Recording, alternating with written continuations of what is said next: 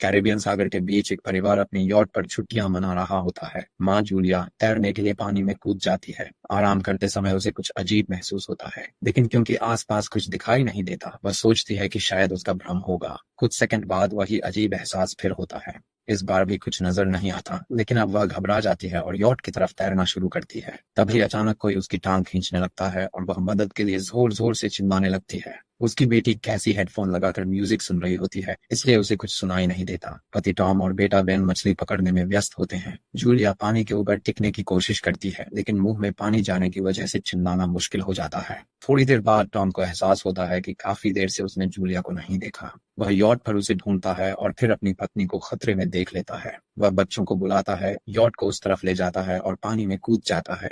जल्दी से जूलिया तक पहुंचकर उसे संभालता है और यॉट की ओर तैरता है। बच्चे दोनों को ऊपर खींच लेते हैं।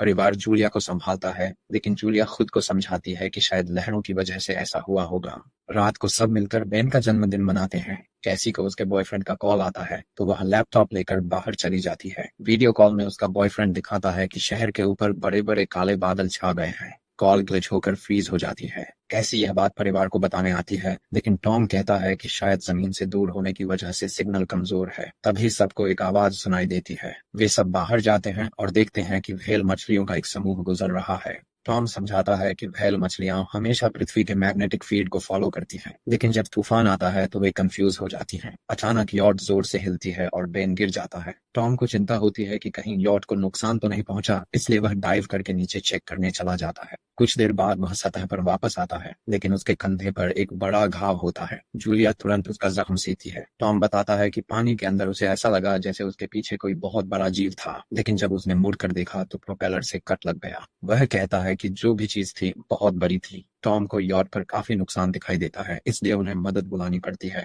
जूलिया बार बार रेडियो पर कोशिश करती है, कैसी फोन पर सिग्नल ढूंढती है, लेकिन कुछ भी काम नहीं करता। तभी कैसी को एक अजीब सा जीव दिखाई देता है और वह चिल्ला उठती है, लेकिन वह तो बस बेन होता है जो मास्क पहनकर मजाक कर रहा होता है। कुछ देर बाद यॉट पूरी तरह बंद हो जाती है और समुद्र के बीच में फंस जाती है। जूलिया रेडियो में एक आवाज सुनती है, लेकिन आवाज इतनी खराब होती है कि उसे कुछ समझ नहीं आता। टॉम परिवार को बताता है कि उनके पास सिर्फ 4 दिन का खाना पानी बचा है और अब उन्हें किसी मछली पकड़ने वाली नाव का इंतजार करना होगा। अचानक रडार पर कुछ डिटेक्ट होता है और परिवार को एक अजीब सी आवाज सुनाई देती है। सब दौड़कर बाहर आते हैं और हैरानी से देखते हैं कि कई सारे उल्कापिंड जमीन पर गिर रहे हैं। जहां जहां उल्कापिंड गिरते हैं वहां बड़े धमाके होते हैं। एक उल्कापिंड पानी में उनके पास गिरता है तो टॉम तुरंत यॉट को चलाने की कोशिश करता है। इंजन मुश्किल से चलता है, लेकिन तभी एक और उल्कापिंड उस इलाके को हिट करता है। परिवार डर के मारे एक दूसरे को कसकर पकड़ लेता है। तभी टॉम को समझ आता है कि जो आग के गोले गिर रहे हैं वे उल्कापिंड नहीं बल्कि सैटेलाइट्स हैं। उसी वक्त बेन देखता है कि यॉट से धुआं निकल रहा है। टॉम चेक करता है और कंफर्म होता है कि इंजन खराब हो गया है।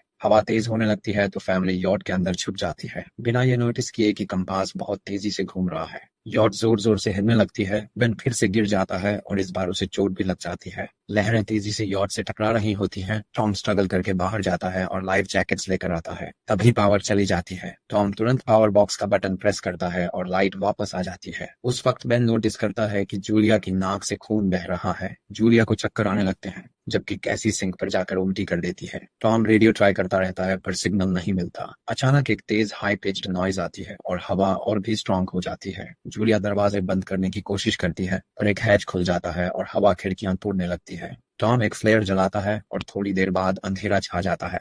अगली सुबह फैमिली शॉक में उठती है कि वो स्टॉर्म से बच गए हैं, लेकिन यॉट आधी तबाह हो गई होती है। जब वो बाहर आते हैं तो देखते हैं कि समुद्र का पानी गायब हो गया है और यॉट अब जमीन पर अटकी है। सब ये देखकर शॉक में आ जाते हैं। कैसी सिग्नल चेक करती है पर नेटवर्क बिल्कुल डाउन होता है। बेन 2 मरे हुए केकड़ों से खेलने लगता है। टॉम कंपास चेक करता है और देखता है कि वो उल्टा हो गया है। यह आखिरी बार 7 लाख साल पहले हुआ था। कैसी को लगता है कि उसका बॉयफ्रेंड मर गया होगा और वो टूट जाती है। जब जूलिया उसे समझाने आती है तो कैसी उसे दूर कर देती है और छुपने चली जाती है। जूलिया और टॉम बची हुई सप्लाईज देखते हैं। बेन अपने बर्थडे बलून्स एक पत्थर से बांध देता है ताकि शायद कोई बचा हुआ सर्वाइवर देख ले। टॉम फिर रेडियो ट्राई करता है और इस बार एक आदमी से कनेक्शन हो जाता है। उसका नाम नाव होता है और वो एक सबमरीन का कैप्टन होता है। उसकी सबमरीन भी लैंड पर अटक गई है। वो कंफर्म करता है कि मैग्नेटिक पोल्स रिवर्स हो गए हैं, इसलिए ओशन पीछे हट गया है और जमीन डूब गई है। वो कहता है कि उसने अभी तक और सर्वाइवर्स नहीं देखे और कम्युनिकेशन सिस्टम्स बिल्कुल डाउन हो गए हैं। वो मजीद ये भी कहता है कि पोल्स फिर रिवर्स होंगे और शायद एक हफ्ते में समुंदर वापस आ जाएगा।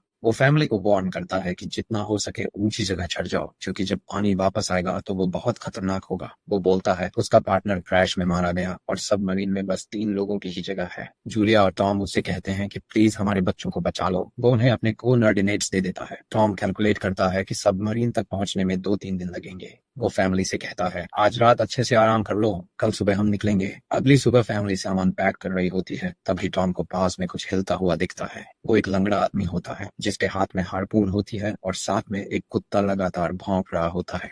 टॉम उसके पास जाता है और उसे पानी की बोतल देता है, लेकिन वो आदमी कुछ ऐसी भाषा में बोलता है जो टॉम समझ नहीं पाता। पानी पीने के बाद वो अजनबी अचानक टॉम के सिर पर बोतल मारता है और चेहरे पर जोर का लात मार देता है। जूलिया डर के मारे भागती है, लेकिन तब तक देर हो चुकी होती है। वो आदमी टॉम के पेट में हार्पून घुसा चुका होता है। टॉम कुछ पल तक तड़पता है और फिर वो उसकी गर्दन भी काट देता है। फिर वो आदमी जूलिया के पीछे भागता है और उस पर हार्पून फेंकता है, जिससे उसके कंधे में चोट लग जाती है। जूलिया दर्द सहते हुए यॉट के अंदर भागती है और बच्चों को बोलती है कि छुप जाओ। वो दरवाजा लॉक कर देती है। कैसी और बेन सोफे के अंदर घुस जाते हैं। जूलिया उन्हें फ्लेयर गन पकड़ाती है और खुद एक चाकू लेकर बाथरूम में छुप जाती है। वो आदमी दरवाजे पर जोर जोर से धक्के मारता है और आखिर अंदर घुस ही जाता है। पहले वो थोड़ा खाना उठाता है और फिर यॉट में इधर उधर ढूंढने लगता है, फिर बाथरूम की तरफ जाता है, लेकिन जूलिया समझदारी से एक छोटे छेद से बाहर निकल जाती है। वो आदमी सोचता है कि जूलिया भाग गई, लेकिन जैसे ही वो धीरे से निकलने लगती है, उसका कुत्ता उसे देख लेता है और भौंकने लगता है। कुत्ता उस पर झपटता है तो जूलिया चाकू से उसे मार देती है। कुत्ते की चीख सुनकर वो आदमी बाहर आता है और अपने कुत्ते की लाश देखकर आग बबूला हो जाता है। इस बीच जूलिया यॉट के दूसरे साइड से अंदर जाने की कोशिश करती है। वो ऊपर चढ़कर टूटी हुई खिड़की से अंदर घुसने लगती है, लेकिन वो आदमी पहले ही वहां पहुंच जाता है। वो उसे पकड़कर जोर से मुक्का मारता है, जिससे वो नीचे गिर जाती है। जूलिया फर्नीचर पकड़कर बचने की कोशिश करती है, लेकिन वो आदमी उसे लात मारकर दूर फेंक देता है। फिर वो उसकी कलाई पर पैर रख देता है ताकि वो चाकू छोड़ दे, और फिर उसके बाल पकड़कर उसका चेहरा जमीन पर दे मारता है और सोफे पर फेंक कर उसका गला दबाने लगता है। बच्चे ये सब कुछ देख रहे होते हैं। कैसी बाहर निकलकर फ्लेयर गन चलाती है जो सीधा उस आदमी को लगती है। वो जल उठता है और यॉट में आग फैलने लगती है। बच्चे तुरंत भाग जाते हैं, लेकिन जूलिया वापस आती है। वो उसे एक किक मारकर गिराती है, मैप और बैग उठाती है और वहां से भाग जाती है। बेन और कैसी अपने पापा के पास जाकर रोने लगते हैं। जूलिया भी उनके साथ बैठ जाती है और तीनों मिलकर आंसुओं के साथ टॉम को आखिरी अलविदा कहते हैं। तभी वो डरावना आदमी फिर यॉट से बाहर निकल आता है तो फैमिली फिर से भागने लगती है। कुछ ही देर में यॉट एक बड़े धमाके के साथ उड़ जाती है। थोड़ी दूर चलने के बाद वो लोग एक छोटे से झरने के पास रुकते हैं ताकि थोड़ा आराम कर सकें। कैसी सोचती है कि शायद वो पागल आदमी उनके पास गुब्बारे देख कर आया था। ये सुनकर बेन खुद को कसूरवार मानने लगता है। जूलिया उसे समझाती है कि इसमें उसकी कोई गलती नहीं थी और सबको आगे बढ़ने को कहती है, क्योंकि वो आदमी अभी भी उनके पीछे है। रास्ते में एक छोटे तालाब के पास बेन एक मरी हुई हैमरहेड शार्क देखकर हैरान रह जाता है। तभी जूलिया नोटिस करती है कि वो आदमी फिर उनके करीब पहुंचने वाला है। सब लोग दौड़ पड़ते हैं और एक रेत के टीले से नीचे गिर जाते हैं, जहां उन्हें जहरीला कचरा दिखाई देता है। फैमिली सावधानी से उसे पार करती है और लगता है कि उन्होंने उस आदमी से पीछा छुड़ा लिया है। चलते चलते उन्हें बड़े बड़े मरे हुए सी एनिमल्स और समुद्र के नीचे जमा हुआ सारा प्लास्टिक दिखने लगता है।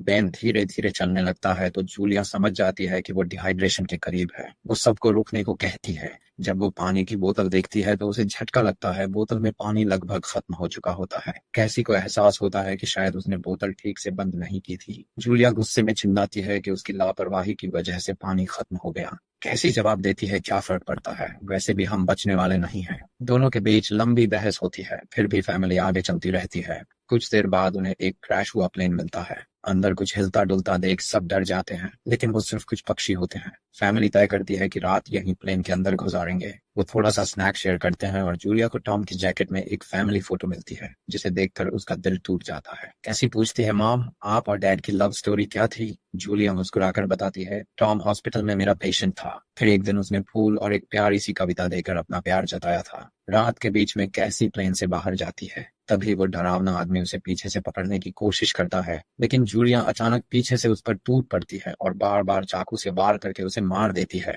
कैसी अपनी माँ को गले लगाकर शांत करती है। अगली सुबह उस आदमी की लाश पर कीड़े कुंद पड़े होते हैं। फैमिली नोटिस करती है कि उसके शरीर पर कई काटने के निशान हैं, मतलब इस एरिया में कोई खतरनाक जीव छिपा हुआ है। जैसे ही वो लोग वहां से निकलते हैं, केकड़े उसके मुंह से बाहर निकल आते हैं। कुछ घंटों बाद जूलिया और कैसी मैप देख रही होती है, लेकिन बेन धीरे से आगे निकल जाता है। जूलिया चिल्लाती है, रुक जाओ, लेकिन बेन एक तालाब में झुककर पानी पीने लगता है। जूलिया तुरंत उसे खींचकर बाहर निकालती है और समझाती है कि अनजान पानी उसे बीमार कर सकता है। धूप बहुत तेज हो जाती है तो फैमिली अपने सिर कपड़ों से ढक लेती है। बेन को चक्कर आने लगते हैं, तभी उन्हें कुछ पुराने कुर्सियां मिलती हैं और जूलिया कैसी उनसे एक टेम्पररी शेल्टर बना लेती है। जूलिया बेन को इंजेक्शन लगाती है और तय करती है कि वो रात वहीं बिताएंगे। सुबह जूलिया एक अजीब सी आवाज सुनकर उठती है।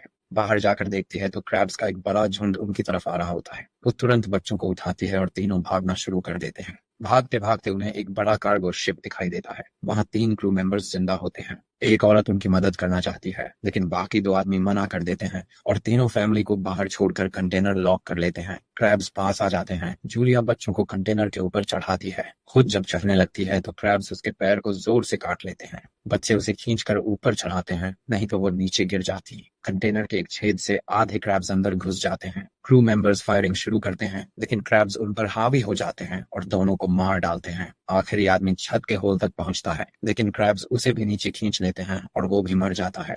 जूलिया अपने जख्म पर पट्टी बांधती है और बेहोश हो जाती है। कुछ देर बाद जब वो उठती है तो खुद को रेत के तूफान के बीच अकेली पाती है। वो घबराकर बच्चों को ढूंढने लगती है। एक मरी हुई औरत का हथियार उठाती है और जोर जोर से चिल्लाती है। कैसी उसकी आवाज सुनकर लौट आती है और बताती है कि वो और बेन मदद ढूंढने गए थे, लेकिन कोई नहीं मिला। फिर दोनों बेन से मिलते हैं, जिसे एक खुला कंटेनर मिलता है जहां वो तूफान खत्म होने तक रुक सकते हैं। जूलिया टॉम का लाइटर निकालती है और अपने जख्म को जलाकर बंद करती है, जो बेहद दर्दनाक होता है। तूफान थमने के बाद उन्हें एक और कंटेनर मिलता है जिसमें बहुत सारी पानी की बोतलें होती हैं। बॉडीज चेक करते वक्त उन्हें एक रेडियो और एक गन भी मिलती है। जूलिया नाव से संपर्क करती है और बताती है कि मैप खो गया है।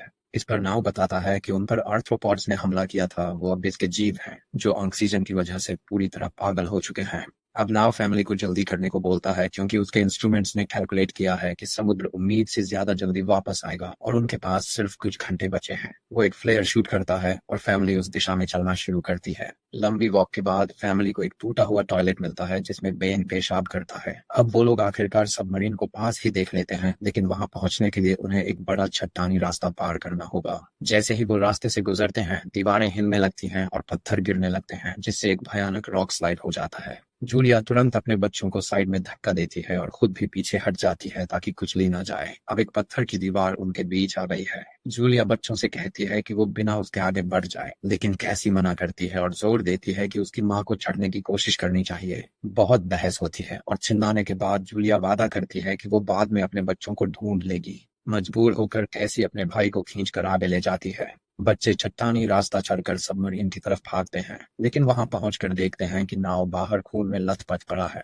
वो समझाता है कि उसके लिए सब खत्म हो गया है और अब बच्चे सबमरीन ले सकते हैं। ये सोचकर कि एक एक्स्ट्रा जगह होगी, कैसी वापस अपनी माँ को ढूंढने भागती है। तभी जूलिया केकड़ों को आता देखती है और वो फायरिंग शुरू कर देती है। कुछ केकड़ों को वो मार देती है, लेकिन झुंड बहुत बड़ा होता है और सबसे लड़ना मुश्किल हो जाता है। उसी वक्त कैसी दीवार के ऊपर दिखाई देती है और हाथ आगे बढ़ाती है तो जूलिया अपने घायल पैर के बावजूद तेजी से चढ़ना शुरू करती है। कैसी की मदद से वो दूसरी तरफ पहुंच जाती है और दोनों साथ में सबमरीन की तरफ भागते हैं। बेन पहले से ही ऊपर खड़ा होता है और फायर खोल देता है ताकि केकड़े डिस्टर्ब रहें जब तक फैमिली ऊपर चढ़ जाए। केकड़े नाव के शरीर तक पहुंचते ही तुरंत उसे खाने लग जाते हैं। जूलिया गन उठाती है और फायरिंग जारी रखती है जब तक बच्चे अंदर चले जाएं। जब वो सुरक्षित हो जाते हैं, जूलिया समझती है कि गोलियां खत्म हो गई हैं, तो वो गन केकड़ों पर फेंक देती है और अपने बच्चों के साथ अंदर चली जाती है। फैमिली हैच को अच्छे से लॉक करती है और खिड़की से केकड़ों को सबमरीन के चारों तरफ देखती है। इसी वक्त समुद्र वापस आ जाता है तो तीनों तुरंत अपनी सीटों पर बैठकर बेल्ट पहन लेते हैं और एक दूसरे का हाथ पकड़ लेते हैं।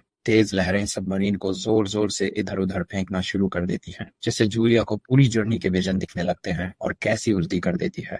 जल्दी ही वो हाई पिच आवाज वापस आती है और फैमिली बेहोश हो जाती है। कुछ देर बाद जूलिया और बच्चे होश में आते हैं और खुद को जिंदा देखकर खुश होते हैं। वो हैच अनलॉक करके बाहर निकलते हैं और देखते हैं कि लहरों ने सबमरीन को एक तबाह शहर में गिरा दिया है। यानी अब जिंदा रहने और नया जीवन शुरू करने की उम्मीद है। और यहीं पर फिल्म खत्म होती है। चैनल को सब्सक्राइब करना न भूलें और बेल आइकन जरूर दबाएं ताकि आपको ऐसे ही मजेदार वीडियो मिलते रहें। देखने के लिए धन्यवाद।